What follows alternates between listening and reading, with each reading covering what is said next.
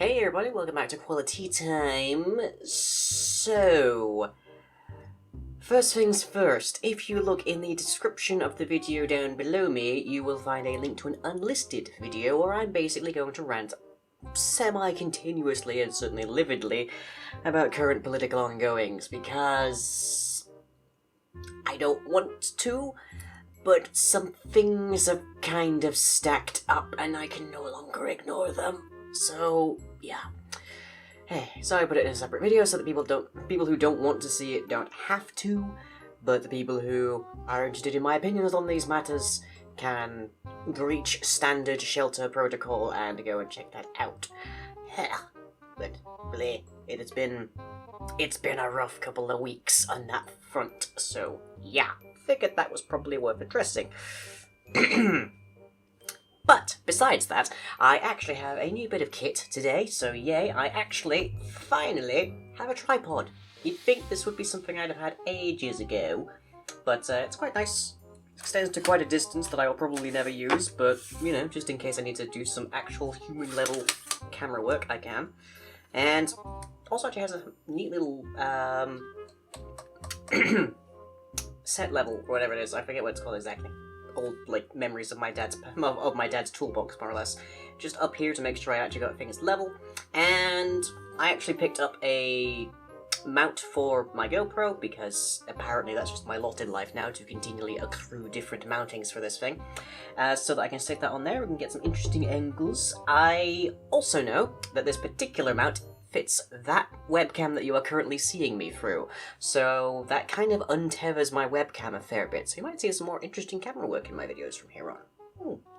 Also, new to the desk, more or less, is I previously had a little jar of fizzy blue cola bottles, and the rule was that I was only allowed to eat one of them if I actually filmed a video. It was sort of my way of being Pavlovian about getting work done, but that ran out sometime around Christmas time, so I have now replaced it with lots of fried eggs. These are apparently more specific or unusual, I don't know, to England, because I've had a few people on my Discord say that they do not know what this is, and they were very confused to find out that fried egg gummy sweets exist.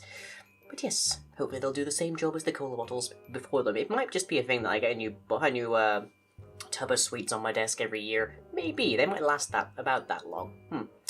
But anyways, with that, onto the schedule. On Thursday night, it's Midnight Souls at 11 PM GMT over at twitch.tv/LangandBedmon. There's also an episode of The Lost Hands as we venture back into Velamar, find a new recruit, and finally learn the Inquisitor's name. On Friday, it's an episode of Dungeon Maker where we finally complete the upper grinder and we start to have some ideas for just how to beautify it. On Saturday, it's Dungeons & Dragon Hats Path of Steel. Let's just see where our adventurers go to now that they've reached the ruins of Impo. On Monday, it's an episode of Spring Realms as we begin construction of the new dungeon, the domain of the Motion God. On Tuesday at 9 PM GMT over twitch.tv/LangandBedmon, it's Yog Dwarves Live number 76. And there's also an episode of Edgington, where we have our first in a pair of episodes focusing on comparisons of human nature. We have Wizards versus Sorcerers. Lastly for the week, on Wednesday, it's an episode of Maiding Do, schedules and technology providing. The engineers finally confront the maid with their accusations and concerns. And on to the questions. So as always, these are drawn from the comment section of the preceding video. If you happen to have something that you want to ask me, drop it down below. We'll see who gets answered. Our first question of the day comes from Linus Knudsen, or Knudsen, I'm not 100% how to pronounce that. You mentioned some worlds don't have red makers. Can you give an example? There's at least 2 inside of the Forbidden Lands that have been revealed so far that actually are not red maker worlds. So let me see, Universe 1409, which I'm not going to reveal the line related to that, is not a red maker world. So that mostly means there are humans-esque that don't function like red makers, which is to say that they don't have redstone as the basis of their physiology, and they don't necessarily respawn. They might have other special properties, but they're just not, strictly speaking, red makers. And there are other worlds that just straight don't have red makers, don't have humans or humanoids or any similar analog. You'll have to find out exactly how that manifests in their specific worlds as they crop up. Zephyr Wind Spirit asks, What is your favourite Pokemon Mega Evolution and why? I am actually quite dull in that I don't know terribly much about the Mega Evolutions. I think, like, Venusaur is an obvious one for me to go to, but I don't really know 100%. I do like, I like one out of the 2 Mega Evolutions that Mewtwo has. Also, it was Mewtwo's birthday yesterday, so yay! I'm gonna go with the boring old Mega Venusaur, because it's hard to ignore my green child.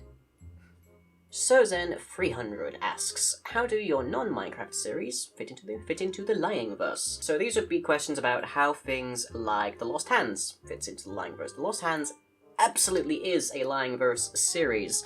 Edgington isn't a Lying-verse series. Dungeon Maker is a Lying-verse series.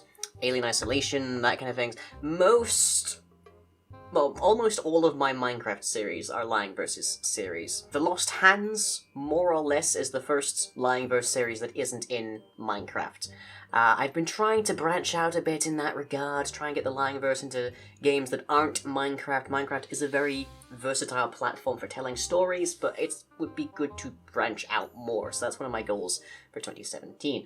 But that is it for today. Hope you've enjoyed politics and all.